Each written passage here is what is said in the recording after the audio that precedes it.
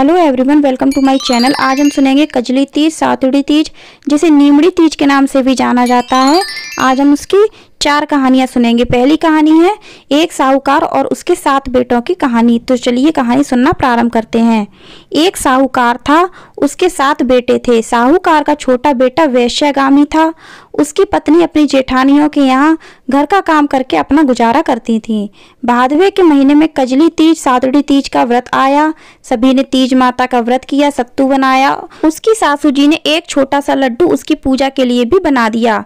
शाम को तीज माता नीमड़ी माता का विधि पूर्वक पूजन करके कहानी सुनने के बाद सत्तू का पिंडा पासने लगी। तभी उसका पति वेश्या कैसे आया और बोला, किवाड़ खोल। उसने दरवाजा खोल दिया। उसका पति बैठा भी नहीं और उसी क्षण कहा कि मुझे अभी इसी समय वेश्या के यहाँ छोड़कर आ। वह उसे वेश्या के यहाँ छोड़कर आई। ऐसा उसने 6 बार किया और 7वीं बार भी वापस आया और बोला, मुझे वेश्या के यहाँ छोड़कर आ, अब वापस नहीं आऊंगा। 7वीं बार जब पति को छोड़कर आने लगी, तब रास्ते में एक बरसाती नदी आती थी। जोर से बरसात आने लगी। तब वह एक पेड़ के नीचे बैठ गई। जब आने लगी तो नदी में से आवाज आई, आओ तरी जाओ तरी, दोना खोल पीवे तो पिया प्यारी होए। उसने पीछे मुड़कर देखा तो दूध का दोना तैरता हुआ दिखा। उसने उस दोने से 7 बार दूध पीकर उसके टुकड़े कर चारों दिशा में फेंक दिया। तीज माता की ऐसी कृपा हुई कि उसके पति को पत्नी की याद आ गई और वेश्या से बोला, मैं तो अपनी पत्नी के पास जाऊंगा। वेश्या ने अपना सारा धन उसको देकर विदा किया। पति सारा धन लेकर घर आ गया और आवाज लगाई, किवाड़ खोल। तो उसकी पत्नी ने कहा, अब मैं दरवाजा नहीं खोलूंगी। तब उसने कहा, दरवाजा खोल, अब मैं वापस नहीं जाऊंगा, अपन दोनों मिलकर सत्तू पासेंगे। लेकिन उसकी पत्नी को विश्वास नहीं हुआ। उसने कहा, वचन दो, वापस वेश्या के पास नहीं जाओगे। पति ने पत्नी को वचन दिया और दरवाजा खोला तो देखा उसका पति गहनों, कपड़ों, धन माल के साथ खड़ा था। उसने अपनी पत्नी को दे दिया। फिर दोनों ने प्रेम से सत्तू पासा। सुबह जब जेठानी के यहाँ काम करने नहीं गई तो जेठानी ने बच्चों को बुलाने भेजा तो देखा कि काकी गहने, नए कपड़े सब संवर कर बैठी हैं और काका भी बैठे हैं। तो बच्चों ने पूछा, चाची ये कहाँ से आया? तब उसने कहा, ये तो तीज माता की कृपा हुई है, अब मैं काम पर नहीं आऊंगी। बच्चों ने घर आकर सारी बात बताई। सभी लोग अत्यंत प्रसन्न हुए। हे तीज माता, जैसे आप साहूकार के बेटे बहू पर प्रसन्न हुई, वैसी सब पर प्रसन्न होना, सबके दुख दूर करना। अब हम सुनेंगे सातुड़ी तीज की दूसरी कहानी, जो कि है एक गरीब ब्राह्मण और पत्नी की कहानी। तो चलिए सुनना प्रारंभ करते हैं। एक गांव में एक गरीब ब्राह्मण रहता था। भाद्रपद मास में कजली तीज का व्रत आया। उसकी पत्नी ने कहा कि आज मेरे कजली तीज का व्रत है, मेरी तीज माता की पूजा करने के लिए सत्तू लाना। तो ब्राह्मण चिंतित हो गया और विचार करने लगा, चोरी करूं या डाका डालूं, पर पूजा के लिए सत्तू तो लाना पड़ेगा। उस समय ब्राह्मण घर से निकला और साहूकार की दुकान में घुस गया। ब्राह्मण ने चने की दाल, चीनी, घी लेकर 1.25 किलो वजन कर सत्तू बना लिया और जाने लगा। तभी दुकान का नौकर उठ गया और चोर चोर चिल्लाने लगा और ब्राह्मण को पकड़ लिया। साहूकार आया और उसके पूछने पर ब्राह्मण ने कहा, मैं चोर नहीं हूँ, मेरी पत्नी के तीज माता का व्रत है, इसलिए मैं सिर्फ 1.25 किलो सत्तू बनाकर ले जा रहा था। ब्राह्मण की तलाशी लेने पर सत्तू के अलावा उसके पास कुछ नहीं मिला। उधर चांद निकल आया। उसकी पत्नी इंतजार कर रही थी। साहूकार ने उसकी गरीबी व ईमानदारी देखकर ब्राह्मण की पत्नी को धर्म की बहन बना लिया। पूजा की सामग्री, सत्तू, कपड़े व बहुत सारा धन देकर विदा किया। हे तीज माता, जिस प्रकार ब्राह्मण व उसकी पत्नी की लाज रखी, वैसी सबकी रखना। अब हम सुनेंगे कजली तीज व्रत की तीसरी कहानी, जो कि है नीमड़ी माता की कहानी। किसी गांव में एक जाट था। उसने 2 विवाह किए। दोनों के एक लड़की हुई। कुछ समय बाद जाट की पहली पत्नी मर गई। अब सौतेली माँ अपनी बेटी से तो कुछ काम नहीं करवाती, उसे बहुत स्नेह से रखती, परंतु दूसरी बेटी से घर का सारा काम करवाती थी।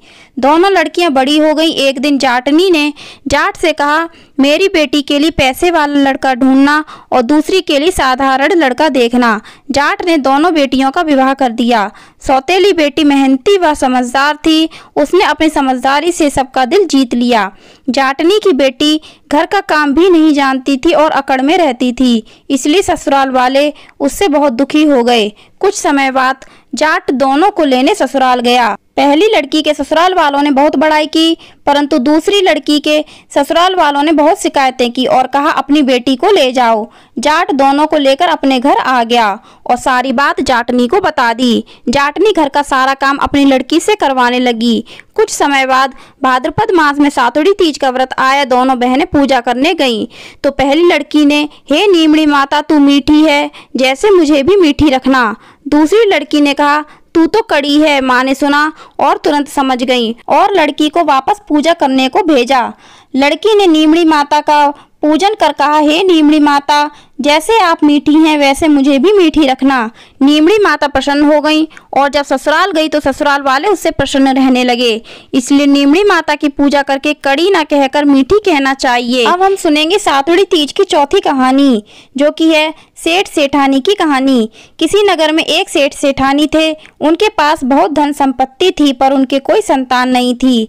भाद्रपद में कजली तीज माता का व्रत आया। सेठानी ने पूजा करके तीज माता से कहा, हे नीमड़ी माता तीज माता, यदि मेरे 9वें महीने पुत्र हो जाएगा तो मैं आपके 1.25 मन का सत्तू चढ़ाऊंगी। और तीज माता की कृपा से 9वें महीने पुत्र को जन्म दिया। परंतु सेठानी नीमड़ी माता के सत्तू चढ़ाना भूल गई। सेठानी के 7 बेटे हो गए परंतु सेठानी ने तीज माता का सत्तू नहीं चढ़ाया। पहला बेटा विवाह योग्य हो गया। लड़के का विवाह हुआ। सुहाग रात के दिन अर्धरात्रि को सर्प ने डस लिया और उसी क्षण मृत्यु हो गई। दूसरे, तीसरे, चौथे, 5वें, 6ठे पुत्र की भी विवाह के समय सुहाग रात को सर्प के डसने से मृत्यु हो गई। 7वें बेटे की सगाई आने लगी तब सेठ सेठानी ने मना कर दिया। गांव वालों ने बहुत समझाने पर सेठ सेठानी शादी के लिए तैयार हो गए। तब सेठानी ने कहा इसकी सगाई बहुत दूर करना। सेठ जी सगाई करने के लिए घर से चले और चलते चलते बहुत दूर एक गाँव में आ गए। वहाँ कुछ लड़कियां खेल रही थीं और मिट्टी के घर बना रही थीं और सबने अपने अपने घर तोड़ दिए। पर उस लड़की ने कहा मैं तो अपना घर नहीं तोड़ूंगी। सेठ वहाँ खड़ा खड़ा यह सब देख रहा था। सोचा यह लड़की समझदार है। लड़की खेल कर जाने लगी। तब सेठ भी उसके पीछे पीछे उसके घर चला गया। लड़की के माता पिता से मिलकर अपने लड़के की सगाई कर दी। विवाह का मुहूर्त भी निकाल लिया। घर आकर विवाह की तैयारी करने लगा। सेठ परिवार व गांव वालों के साथ बारात लेकर गया और 7वें बेटे का विवाह हो गया। बारात विदा हुई। लंबा सफर होने के कारण माँ ने लड़की से कहा कि रास्ते में तीज माता का व्रत आएगा, यह सत्तू व सींग डाल रही हूँ।